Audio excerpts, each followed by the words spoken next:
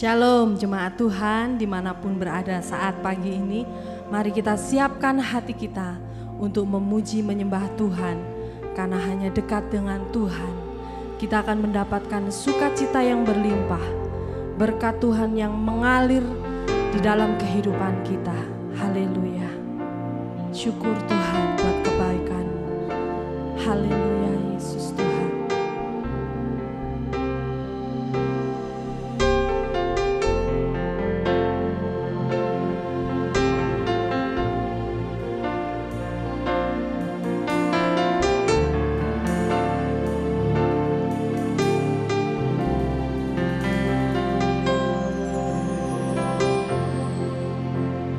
Dekat padamu itu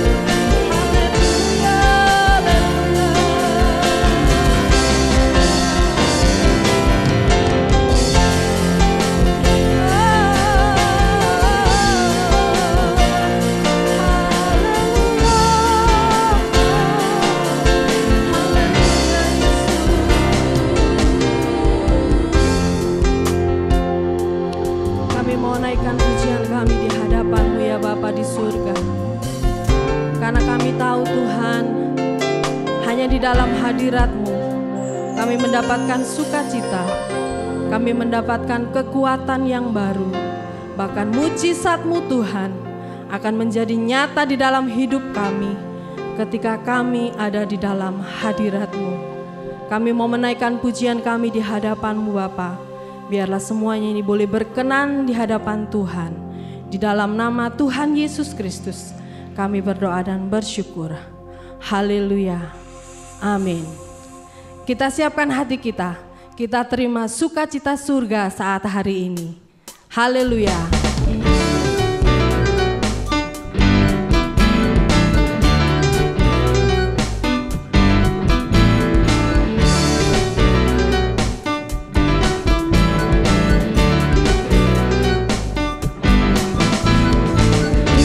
Sukacita surga, itulah kekuatan bagi jiwa.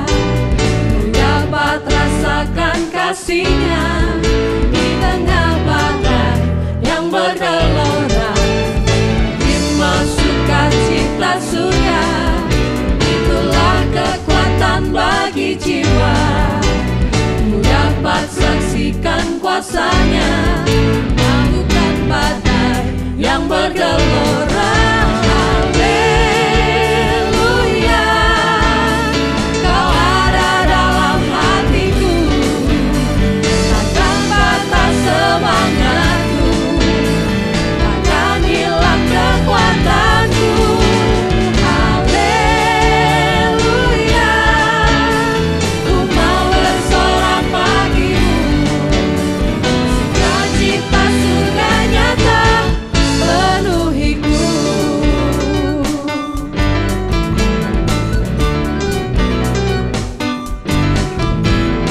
Terima sukacita surga, itulah kekuatan bagi jiwa.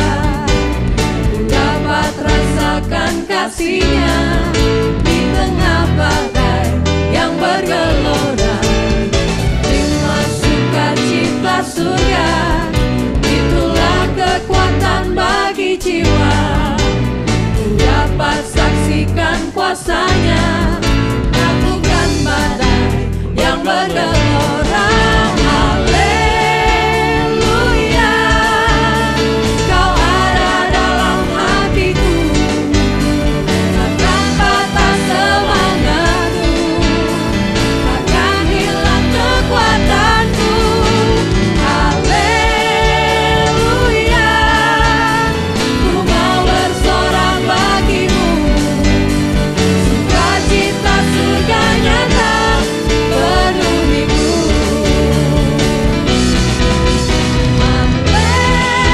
Haleluya, Kau ada dalam hatiku, takkan patah semangatku, takkan hilang kekuatanku.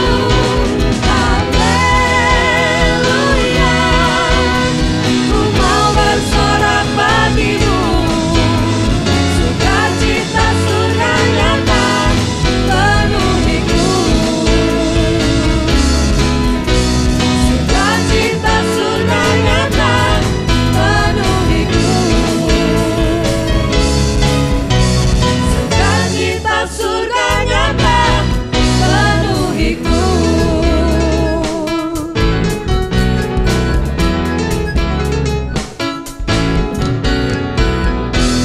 Segala pujian, hormat dan syukur kita hanya bagi Tuhan Yesus. Tiba saatnya kita akan hampiri tahtanya yang kudus. Kita akan terima sukacita dari Tuhan. Haleluya.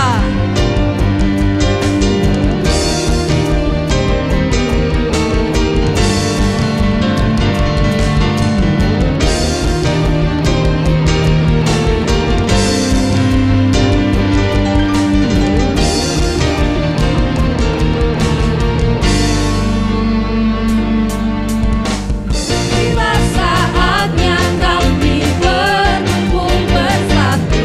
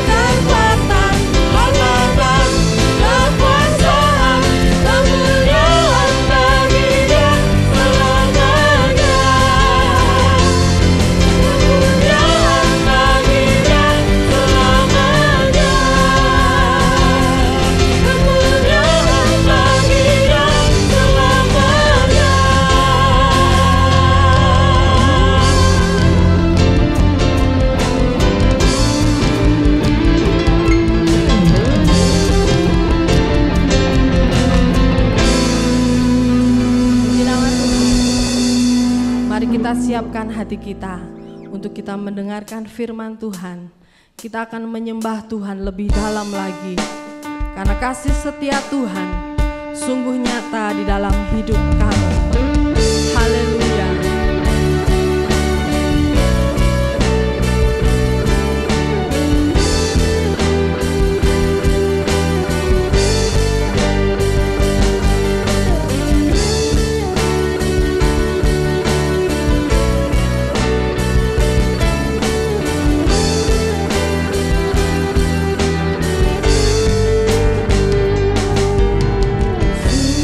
Besar setia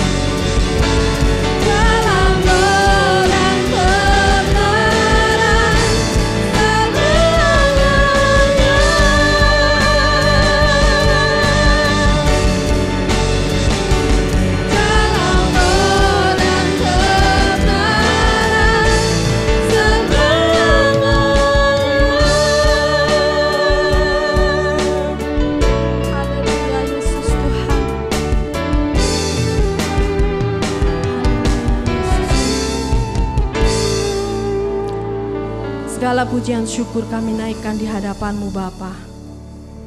Dengan segenap hati kami mau membuka hati kami untuk firman-Mu tertanam di dalam hati kami. Firman-Mu yang akan menguatkan jiwa kami Tuhan. Firman-Mu yang akan menguatkan roh kami Tuhan. Bahkan firman-Mu akan menghidupkan kami di tengah-tengah keadaan yang sulit seperti ini Tuhan. Kami hanya mengandalkan Engkau dan firman-Mu yang hidup di dalam hidup kami. Terima kasih Tuhan. Urapi hamba-Mu dalam menyampaikan firman-Mu. Bahkan setiap kami jemaat yang ada di rumah sekalipun, Engkau tetap bekerja di dalamnya Tuhan. Di dalam nama Tuhan Yesus Kristus, kami mau menyambut firman Allah yang hidup. Haleluya. Amin. Shalom. Selamat pagi Bapak Ibu serta saudara-saudara yang terkasih di dalam Tuhan. Kita bersyukur hari ini kita diberi kekuatan dan kesehatan oleh Tuhan. Walaupun kita masih hidup di tengah-tengah pandemi yang masih begitu kuat berada di tengah-tengah kita, Tuhan memberi kekuatan kepada kita, Tuhan memberi kesehatan kepada kita untuk beribadah bersama-sama di rumahnya pada hari ini. Pada hari ini saya ingin menyampaikan firman Tuhan berkenaan dengan apa yang saat ini sedang hot atau sedang banyak dibicarakan di tengah-tengah masyarakat Indonesia, bahkan di seluruh dunia. Saya akan berbicara mengenai vaksin, sebuah pedoman untuk mengambil keputusan. Vaksin ini telah menimbulkan kontroversi. Dan uniknya, kontroversi yang paling hangat di antara orang-orang awam itu terjadi di kalangan orang-orang Kristen. Dan pada pagi ini saya terdorong untuk menyampaikan vaksin, sebuah pedoman untuk mengambil keputusan. Bapak Ibu serta saudara-saudara sekalian, ketika Anda selesai mendengar firman Tuhan ini, Anda dipersilakan untuk mengambil keputusan, dan saya berdoa agar Roh Allah dan firman Allah akan membimbing Anda untuk mengambil keputusan yang tepat. Bapak Ibu serta saudara-saudara sekalian, pada pagi ini saya ingin menyampaikan 4 pedoman yang berkenaan dengan vaksin ini. Mari kita lihat yang pertama, pedoman yang pertama. Pedoman yang pertama, pahamilah bahwa vaksin adalah salah satu bentuk anugerah Allah untuk memelihara umatnya. Ini pedoman yang pertama. Pahamilah bahwa vaksin adalah salah satu bentuk anugerah Allah untuk memelihara umatnya. Semenjak Adam dan Hawa jatuh ke dalam dosa, manusia bukan saja kehilangan hubungan dengan Tuhan, yang membuatnya mati secara rohani, yang membuatnya juga nantinya mati secara fisik. Ada banyak akibat lain yang terjadi ketika Adam dan Hawa jatuh ke dalam dosa. Adam dan Hawa beserta seluruh keturunannya sampai dunia ini berakhir akan mengalami hal-hal yang tidak baik. Alam, dunia di mana mereka hidup tidak lagi akrab seperti pada masa-masa pra-kejatuhan. Manusia akan dikatakan oleh firman Allah akan berpeluh, akan mati-matian untuk bekerja dan mendapatkan nafkah. Dan bukan itu saja, salah satu akibat daripada kejatuhan adalah manusia harus berhadapan dengan penyakit yang pada akhirnya akan mengantar mereka kepada kematian secara fisik. Penyakit, entah itu penyakit yang sifatnya degeneratif. Penyakit degeneratif adalah penyakit yang disebabkan oleh adanya penurunan atau kerusakan organ. Dan juga penyakit-penyakit yang disebabkan oleh bakteri patogen dan virus-virus yang berbahaya bagi umat manusia. Itulah akibat daripada kejatuhan. Dan semenjak Adam dan Hawa jatuh ke dalam dosa, Allah tidak lepas tangan. Allah tidak meninggalkan umatnya. Allah terus memelihara umatnya. Dengan cara bagaimana? dengan cara memberi pengetahuan kepada manusia, dengan cara Allah membangkitkan, kalau di dalam segala hal yang terkait dengan kesehatan, Allah membangkitkan apa yang namanya tabib. Allah membangkitkan ilmuwan-ilmuwan yang pada akhirnya nantinya bisa menghasilkan temuan-temuan yang berharga untuk menyelamatkan jiwa manusia, dan juga para dokter, saudara-saudara sekalian. Vaksin adalah salah satu produk yang dihasilkan oleh para ilmuwan yang diberikan oleh Allah sebagai anugerah bagi dunia. Perlu Anda sadari bahwa cara Allah bekerja untuk memelihara dunia ini bukan hanya dengan cara-cara mujizat. Saudara lihat di dalam Alkitab, di dalam masa perjanjian lama betul Allah menyembuhkan Naaman dengan cara mujizat. Betul, dia menyembuhkan Hizkia dengan cara mujizat. Hizkia yang sakit parah dan harus menghadapi kematian dengan segera, dan Tuhan kemudian menyembuhkan Hizkia, dan Hizkia akhirnya diperpanjang umurnya sampai 15 tahun. Cara yang dipakai Allah adalah cara-cara yang mujizat, cara-cara yang spektakuler. Namun bukan itu saja. Nah, saudara-saudara sekalian, di dalam perjanjian baru kita melihat bagaimana Yesus berkarya dengan cara-cara yang spektakuler. Pelayanan Yesus untuk menyembuhkan orang buta adalah mujizat. Pelayanan Yesus untuk menyembuhkan orang yang sakit kusta adalah mujizat. Ada banyak hal-hal yang spektakuler yang dilakukan oleh Allah melalui umatnya di masa perjanjian lama, melalui dirinya sendiri, Yesus Kristus, Allah yang berinkarnasi jadi manusia. Namun bukan itu saja, saudara-saudara sekalian. Kalau kita perhatikan, Allah juga memberikan banyak hal-hal yang sepertinya melibatkan proses. Bukan mujizat yang spektakuler, tetapi ini adalah aksi, bentuk dari tindakan Allah untuk memelihara umatnya.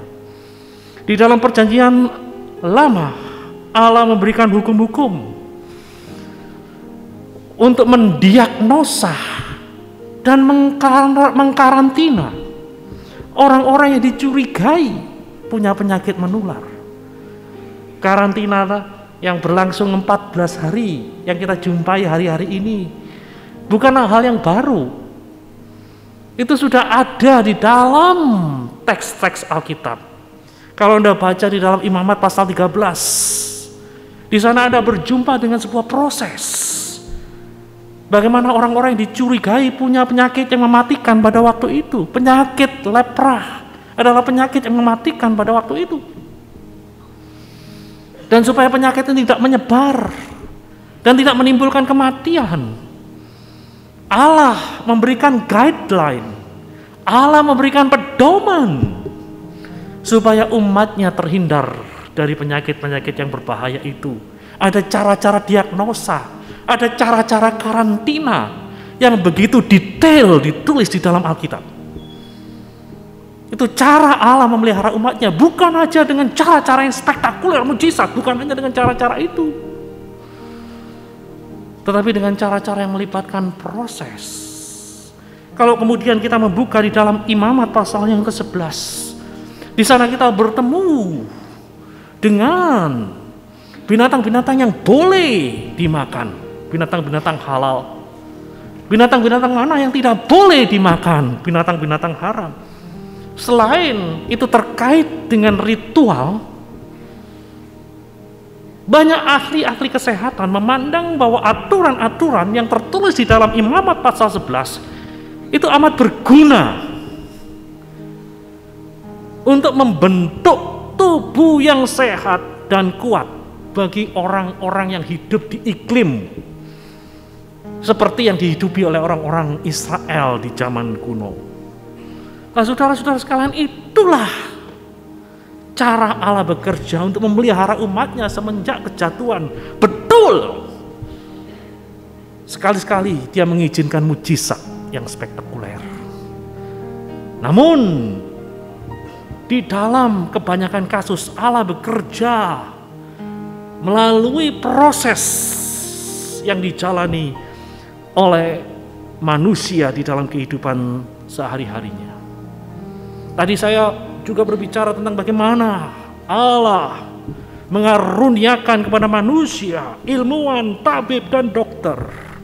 Dan melalui karya-karya seperti inilah umat manusia dilindungi. Umat manusia dipelihara oleh Allah. Pengembangan vaksin adalah salah satu anugerah Allah yang luar biasa yang diberikan oleh Allah kepada umatnya. Cikal bakal vaksin sudah ada ratusan tahun yang lalu. Orang-orang Cina adalah orang-orang pertama yang mengembangkan cikal bakal vaksin ketika terjadi wabah cacar yang banyak membinasakan orang-orang di Cina. Ada tabib-tabib yang melakukan eksperimen. Tabib ini mengambil bekas luka dari orang yang kena cacar, luka yang sudah mengering, dan kemudian ditiupkan di hidung dari orang-orang sehat, dan terbukti itu melindungi orang-orang yang sehat pada waktu itu dari wabah penyakit cacar yang banyak membinasakan orang di Cina. Dan di kemudian hari ada seorang pengkhotbah Kristen di Amerika, namanya Cotton Mather, yang hidup pada abad ke-18. Suatu waktu dia mengamati ada seorang budaknya yang bernama Onesimus. Budaknya ini menyayat tangannya dan kemudian memasukkan bekas luka dari orang yang kena cacar. Dan yang luar biasa adalah budaknya yang bernama Onesimus ini ternyata imun. Imun artinya kebal terhadap penyakit cacar. Ketika penyakit cacar merebak di daerah di mana Onesimus hidup, Onesimus tidak terkena cacar. Dan inilah yang kemudian menarik perhatian dari pendeta Cotton Mather ini. Perhatikan baik-baik ini, seorang pendeta. Dan ketika di Boston terjadi wabah cacar pada tahun 1721, di mana ada sekitar 11.000 orang terinfeksi pada waktu itu. Itu wabah yang sangat menakutkan sekali. Cotton Mather kemudian mengajukan kepada orang-orang inokulasi cacar. Inokulasi adalah proses untuk memindahkan apa? Mikroba dari tempat asalnya ke tempat yang lain. Dalam hal ini adalah tubuh manusia yang hidup. Dia ditolak habis-habisan. Ditolak, ditentang. Namun ada juga orang-orang yang menerima sarannya. Dari sekian ribu orang yang ada di Boston, 242 orang nekat menerima inokulasi. Menerima apa yang kita sebut dengan cikal bakal vaksin. Dan akhirnya dari 242 orang tersebut hanya 8 orang yang terinfeksi oleh cacar. Sisanya berapa?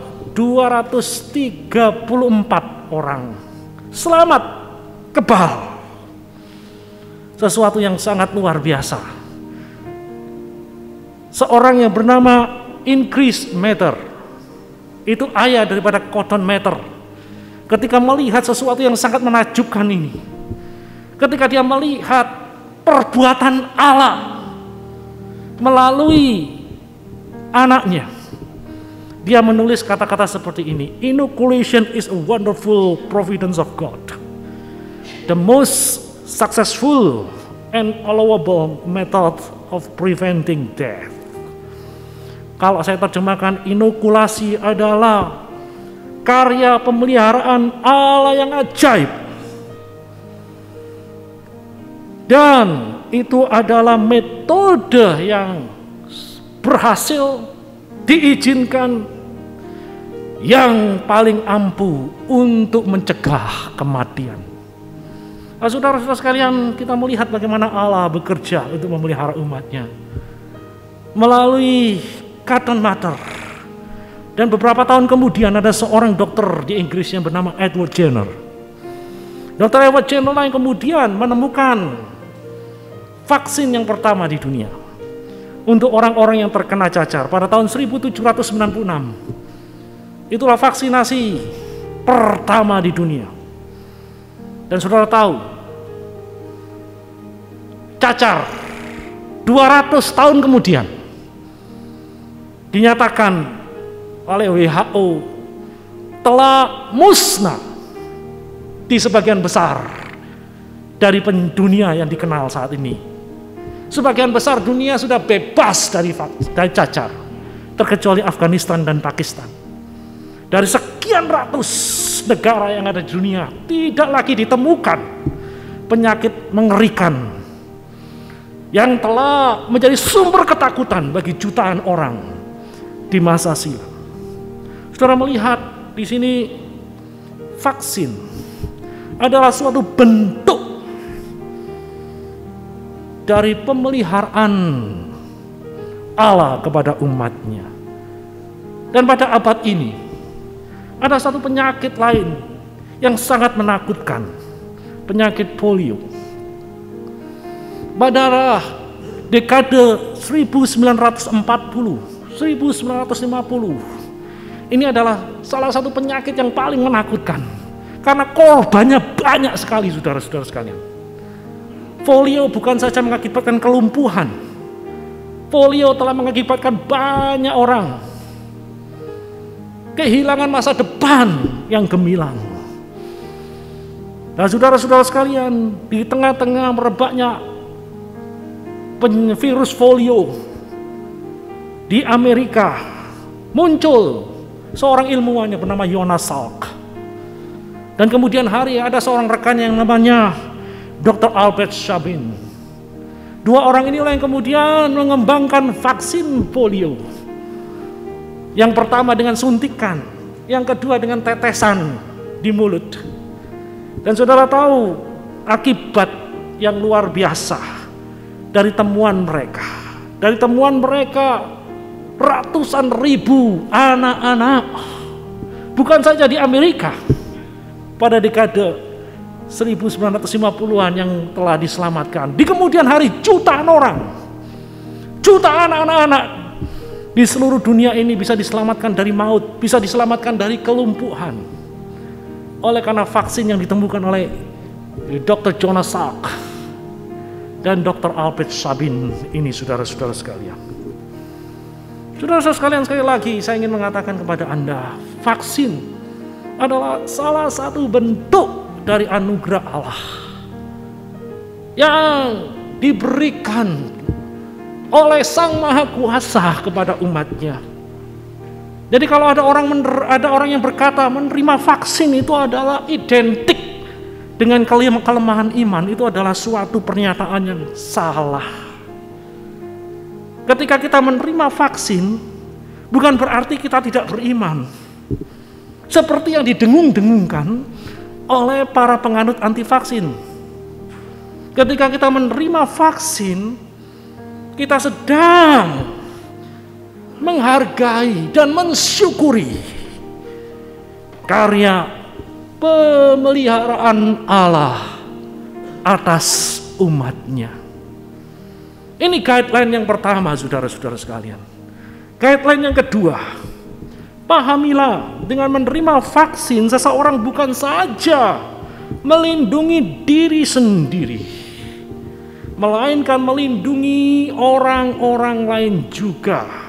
Ini guideline yang kedua, pahamilah dengan menerima vaksin seseorang bukan saja melindungi dirinya sendiri, melainkan juga melindungi orang lain.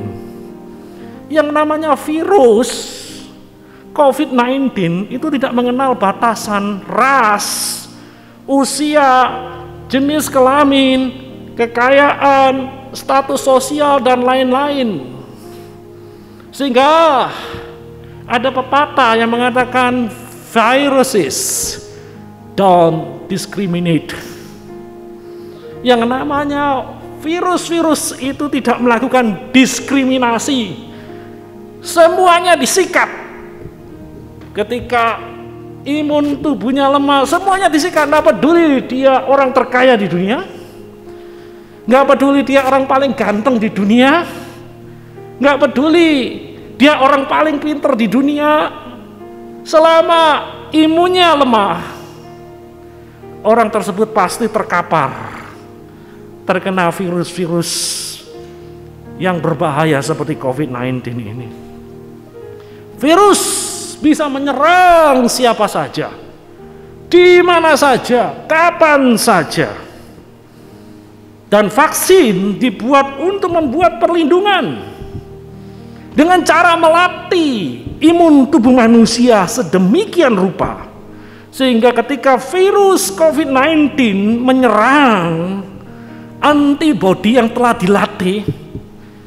dilatih dengan cara menyuntikkan vaksin atau memasukkan vaksin ke dalam tubuh manusia akan segera mengenali dan menghancurkan virus-virus tersebut. Vaksin dibuat untuk melindungi manusia. Namun sayang, tidak semua orang bisa menerima vaksin. Tidak semua orang bisa menerima vaksin, walaupun dia mau. Walaupun dia ngacung tangannya, saya mau. Tapi belum tentu dia qualified. Oleh karena apa? Oleh karena alasan usia. Oleh karena apa? Ya oleh karena alasan-alasan yang lain. Mungkin oleh karena ada alergi terhadap bahan yang digunakan untuk membuat vaksin itu. Bisa jadi oleh karena dia punya penyakit autoimun. Bisa jadi dia punya beberapa penyakit yang lain yang tidak memungkinkan penerapan vaksin ke dalam tubuhnya. Nah, saudara-saudara sekalian, bagaimana dengan orang-orang ini? Mereka kan juga berhak untuk hidup. Mereka berhak untuk mendapat perlindungan. Namun syukur kepada Allah, ada ilmu yang disebut dengan imunologi menyatakan bahwa mereka yang tidak bisa menerima vaksin ini bisa terlindungi bila di dalam komunitas atau di dalam populasi yang ada itu terbentuk apa yang disebut dengan nama kekebalan kelompok atau herd immunity. Dan saudara tahu biasanya kekebalan kelompok ini bisa tercapai minimal 75% dari populasi sudah kebal. Entah oleh karena imun alamiah, dia pernah terkena sakit dan kemudian sembuh. Nah ini terbentuk imun alamiah di tubuhnya, atau imun yang dibuat dengan cara memasukkan vaksin. Nah saudara-saudara sekalian, nah disinilah orang-orang yang qualified untuk menerima vaksin bisa melindungi orang-orang yang perlu dilindungi, orang-orang rentan. Nah siapa itu? Ya kebanyakan adalah orang-orang yang sudah lanjut usia, yang tubuhnya lemah. Siapa itu? Ya kebanyakan anak-anak yang masih terlalu muda untuk menerima vaksin. Mereka perlu dilindungi. Siapa itu yang perlu dilindungi? Orang-orang yang punya penyakit tertentu, yang tidak qualified. Nah kalau yang sehat, kalau yang qualified tidak mau menerima vaksin, kasihan orang-orang yang tidak qualified untuk menerima vaksin ini, saudara-saudara sekalian.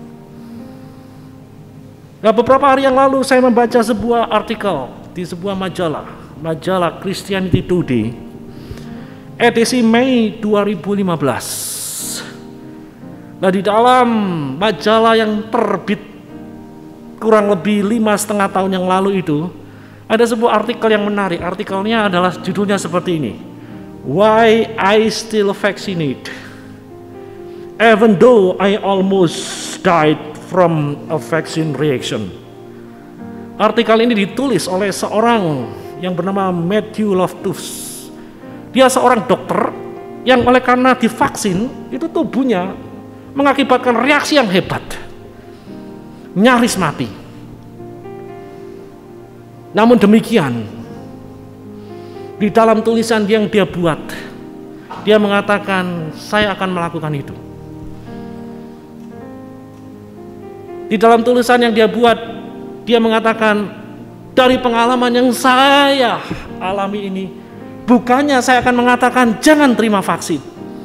Dia mengatakan, saya akan mendorong orang-orang untuk menerima vaksin. Dia seorang dokter. Nah, karena apa? Ya karena itu, karena ada banyak akibat-akibat yang positif ketika seseorang itu menerima vaksin. Walaupun tak dapat diingkari yang namanya vaksin itu pasti ada efek sampingnya. Kalau ada yang orang mengatakan vaksin itu resikonya 0, itu bohong. Semenjak Adam dan Hawa jatuh ke dalam dosa, tidak ada yang betul-betul aman di dunia ini. Semuanya pasti ada downside-nya. Semuanya ada sesuatu yang tidak kita inginkan terjadi di dalam hidup kita. Banyak. Ada orang yang mengatakan pakai herbal. Herbal itu pasti safe 100%. Siapa bilang? Keluarga saya adalah herbalis. Beberapa generasi di atas saya. Turun-temurun. Produsen herbal, produsen jamu. Dan saya ingin mengatakan kepada saudara-saudara sekalian, yang namanya jamu itu bukan berarti tidak ada efek sampingnya, ada efek sampingnya. Tidak ada yang betul-betul safe 100%. Nah, saudara-saudara sekalian, demikian juga dengan vaksin. Jadi Matthew Loftus mengatakan, saya tetap akan menyarankan orang-orang untuk divaksin. Bukan saja demi perlindungan pada diri mereka sendiri, tapi demi perlindungan komunitas yang lebih besar. Matthew Loftus kemudian mengutip apa yang dikatakan oleh Yesus di dalam Matius pasal 22 ayat 36 ayat 37. Yesus berkata, kasihilah Tuhan Allahmu dengan segenap hatimu, dengan segenap jiwamu, dengan segenap akal budimu. Itu hukum yang utama. Tetapi ada hukum yang lain yang sama pentingnya, sama utamanya dengan hukum ini. Mengasihi Allah dengan segenap hati, dengan segenap kekuatan kita. Hukum itu adalah kasihilah sesama manusia seperti dirimu sendiri. Matthew Loftus dan saya setuju bahwa ketika kita merelakan diri kita yang qualified memenuhi syarat untuk menerima vaksin, pada dasarnya kita bukan saja melindungi diri kita sendiri, namun kita sedang menerapkan hukum kasih ini, mengasihi sesama kita seperti kita mengasihi diri kita sendiri. Itu pedoman yang kedua yang perlu untuk kita renungkan, untuk kita jadikan bahan pertimbangan untuk mengambil keputusan. Yang ketiga, pahamilah dalam era medsos seperti ini, kita dibanjiri oleh informasi yang bisa jadi mengandung kebohongan dan kekeliruan yang bisa menyesatkan kita. Jadi kita hidup di dalam era media sosial di mana kita dibanjiri dengan informasi-informasi yang bisa saja mengandung kebohongan, hoax, dan kekeliruan yang bisa menyesatkan kita. Direktur Jenderal WHO, Dr. Tedros Adhanom Ghebreyesus berkata seperti ini, kita bukan saja memerangi virus, kita juga memerangi trolls. Trolls itu adalah orang-orang yang menyulut kontroversi di internet. dan para penganut teori konspirasi yang terus menggelontorkan informasi yang menyesatkan dan mengacaukan respon terhadap penyebaran penyakit. Jadi Direktur Jenderal WHO ini mengatakan, selain virus yang harus dihadapi hari-hari ini, musuh yang tidak kalah kuatnya adalah trolls. Orang-orang yang menggunakan internet untuk menggelontor pengguna internet dengan berita-berita yang memicu kontroversi dan sekaligus mempersulit penanganan virus COVID-19. Contohnya adalah ada trolls yang mengatakan nggak perlu pakai masker, nggak ada gunanya pakai masker. Ada yang mengatakan COVID-19 itu ya virus flu biasa, tidak mematikan. Itu banyak sekali beredar di internet. Trolls, sesuatu yang memicu kontroversi. Sehingga hari-hari ini ada istilah yang disebut dengan infodemic. Menarik ya. Di dalam masa pandemi ada istilah-istilah baru. Istilah baru yang dibuat oleh WHO adalah infodemic. Infodemic itu apa? Informasi yang melimpah dan penyebaran cepat berita, gambar, dan video yang menyesatkan atau direkayasa. Seperti virus infodemic ini sangat menular dan tumbuh secara eksponensial, cepat. Gara-gara Facebook, gara-gara WA, gara-gara Instagram, gara-gara YouTube. Berita-berita yang telah dipelintir, berita-berita yang telah direkayasa ini cepat nyebar dan diterima begitu saja, menginfeksi jutaan orang yang naif, jutaan orang yang tidak mengerti permasalahannya, sehingga kadang-kadang mereka berlaku bodoh dan banyak dari antara mereka yang kemudian menerima akibat yang fatal. Ya saudara-saudara sekalian, berhati-hatilah. Berhati-hatilah dengan informasi-informasi yang beredar melalui WA grup Anda, yang beredar melalui YouTube,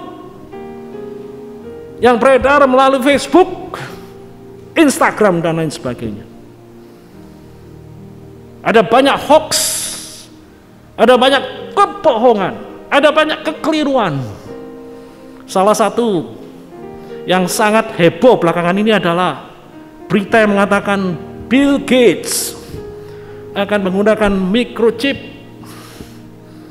yang ditaruh di vaksin untuk memerangi corona, sekaligus sebagai cara untuk menguasai dunia. Ini begitu banyak muncul sampai tadi malam itu di grup WA pendeta kami itu masih ada. Dan saudara tahu apakah ini berita benar? Sebenarnya tidak terlalu sulit untuk mengetahui apakah ini berita benar atau berita tidak benar, hoax atau bukan. Itu gampang, oleh karena Kementerian Komunikasi dan Informasi di Indonesia ini telah menyediakan website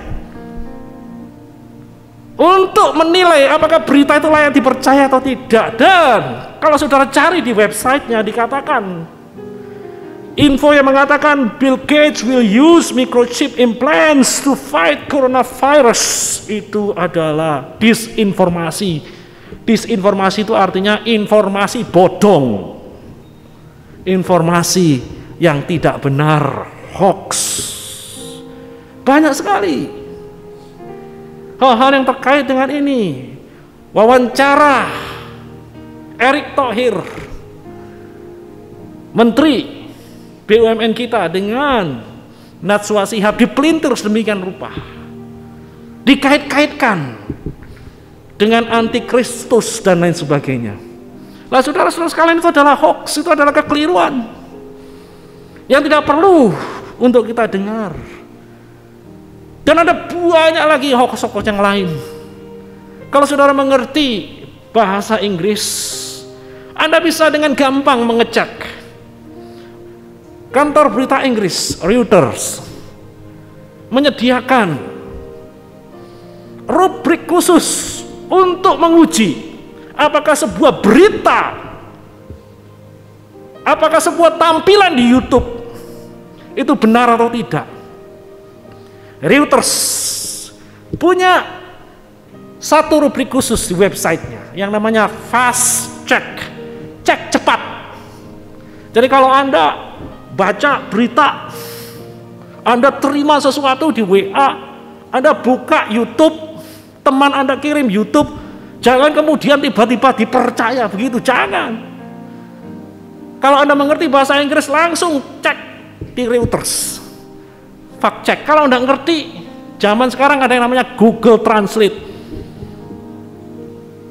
Minta anak-anak Anda, kalau Anda mungkin tidak terlalu mengerti teknologi, gaptek, minta anak-anak Anda untuk memanfaatkan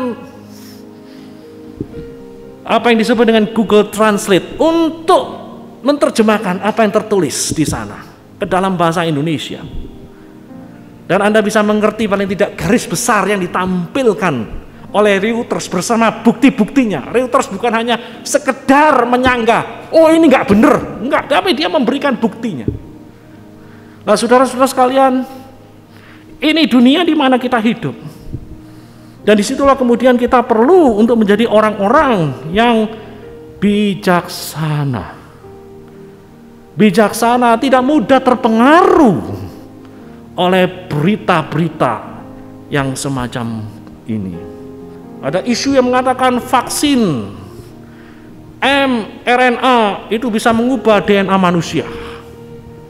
Wah, itu juga berita yang tidak benar. Berita ini asalnya dari seorang yang namanya Dr. Kerry Madej. Nah, ini untungnya ini video yang memuat pernyataannya itu sudah di-ban, maksudnya sudah dilarang, sudah di-bredel oleh YouTube. Dia mengatakan bahwa vaksin mRNA yang dikembangkan oleh Moderna, yang dikembangkan oleh Pfizer-BioNTech, itu punya potensi untuk mengubah DNA manusia. Apakah ini sebuah berita yang layak dipercaya? Apakah informasi semacam ini mendapatkan peneguhan dari sains, mendapatkan peneguhan dari keilmuan? Tentu saja tidak. Itulah sebabnya video tersebut dibredel supaya tidak menyesatkan banyak orang.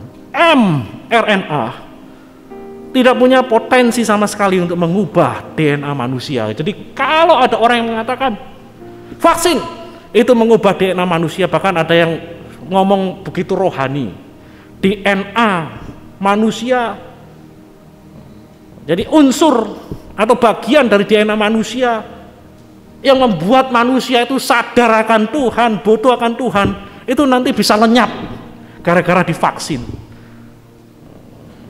Sehingga saudara lihat di video-video yang mengatakan, sesudah saya divaksin kok saya nggak bisa berdoa, kok sesudah saya divaksin kok saya nggak bisa merasakan hadirat Tuhan. Nah, saudara-saudara sekalian, ini sama sekali disinformasi. Ini informasi yang ngawur, informasi yang keliru. Vaksin tidak ada kaitannya dengan perasaan Anda. Nah, saudara-saudara sekalian, dan kalau Anda tanya ilmuwan mana, di bagian mana sih DNA manusia itu yang mengandung elemen yang terkait dengan kebutuhan manusia akan Tuhan, kesadaran manusia akan Tuhan? Para ahli genetika, para ahli biologi molekuler pasti akan bingung di mana ya. Nah, saudara-saudara sekalian, inilah disinformasi. Dan ada begitu banyak orang-orang awam yang disesatkan oleh informasi-informasi ini. Oleh karena itu, mari kita berhati-hati di dalam zaman yang dibanjiri oleh medsos. Yang keempat, yang terakhir, berhati-hatilah dengan orang-orang yang mendapat klaim, mendapat wahyu dari Tuhan untuk menyampaikan berita-berita terkait mengenai vaksin. Hati-hati saudara-saudara sekalian. Hati-hati dengan orang-orang yang mengatasnamakan Tuhan, yang mendapat penglihatan, yang berdoa dengan demikian sungguh-sungguh, dan kemudian mendapat petunjuk-petunjuk seperti ini. Bahaya, saudara-saudara sekalian. Bahaya sekali. Ada orang yang mengatasnamakan penglihatan, ada orang yang mengatasnamakan nubuat. Hati-hati. Kita telah belajar banyak dari pemilihan presiden Amerika. Kalau saudara ngikuti, itu ada banyak sekali pendeta-pendeta yang disebut dengan nabi-nabi, pendeta-pendeta besar seperti Paula White, yang menubuatkan, begitu yakin Tuhan berbicara kepadanya bahwa Donald Trump akan dilantik sebagai presiden Amerika. Bahkan sesudah perhitungan 5 November, sesudah perhitungan sudah jelas-jelas kalah. Dia berani mengatakan, Tuhan berkata, dia mengatakan dalam doa mengatakan, Tuhan sudah selesai, the Lord is done, victorious, victory, kemenangan. Itu yang dia katakan, menang.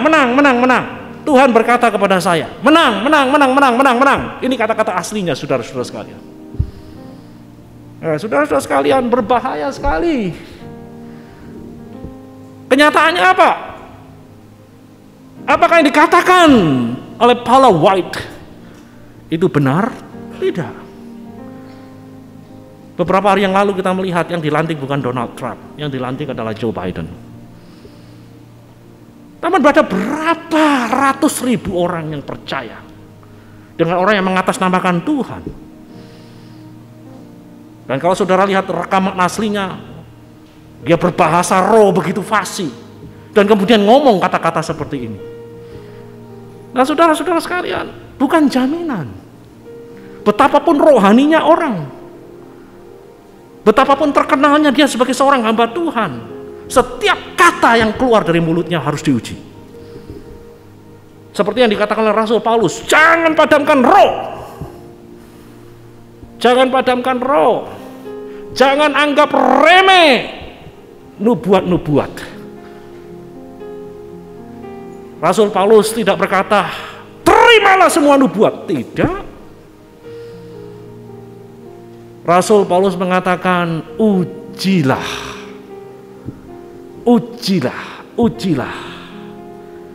Kita diminta untuk menguji.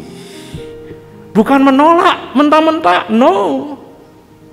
Bukan menerima mentah-mentah, no. Tetapi menguji dan peganglah apa yang baik. Menguji dan peganglah apa yang baik. Nah, saudara-saudara sekalian, 4 pedoman ini akan mengarahkan Anda untuk membuat keputusan. Saya tidak berhak untuk mengatur keputusan Anda. Saya tidak berhak untuk memaksa Anda. Setiap orang dari antara kita punya hak. Tetapi setiap orang dari antara kita juga perlu diperlengkapi dengan pedoman untuk membuat keputusan. Dan pada akhirnya kita harus tahu bahwa our ultimate hope, pengharapan kita yang ultimate, pengharapan kita yang paling tinggi bukan pada vaksin itu sendiri, pada Allah. Amin. Pada Allah, saudara-saudara sekalian. Pada Allah yang menciptakan langit dan bumi, pada Allah yang memelihara dunia dan segala isinya. He is our ultimate hope. Dialah pengharapan tertinggi kita. Tuhan memberkati kita semua.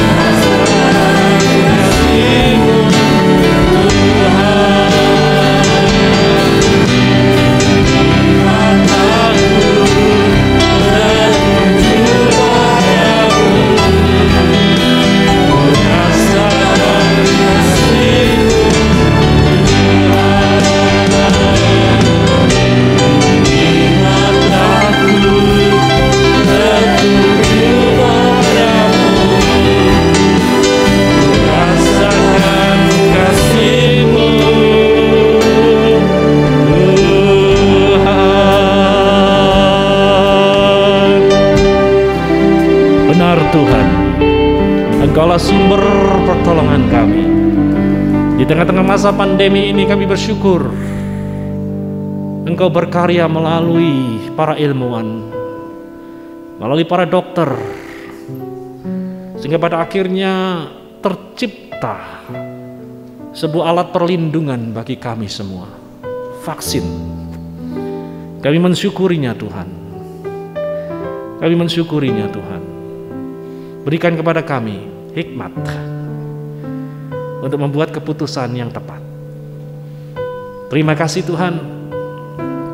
Di atas vaksin ada pengharapan yang jauh lebih besar. Engkau sendiri Tuhan. Engkaulah pengharapan kami yang tertinggi. Oleh karena itu kami percayakan segenap kehidupan kami. Jemaat Tuhan, jikalau hari ini Engkau datang dengan membawa segala persoalan kehidupanmu, lihat pengharapan yang tertinggi itu. Tuhan yang menciptakan langit dan bumi, Tuhan yang menopang alam semesta. Angkat tanganmu jika Engkau datang dengan membawa segala persoalan dan beban hidup.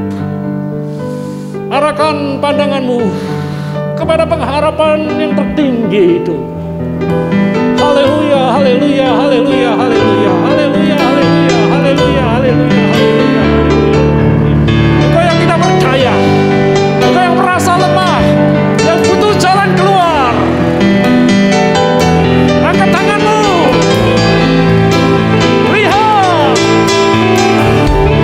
Lihat pengharapan yang tertinggi.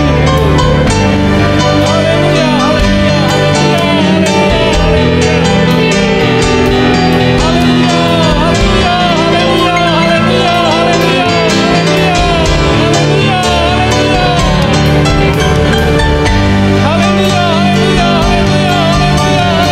haleluya, haleluya, haleluya, haleluya,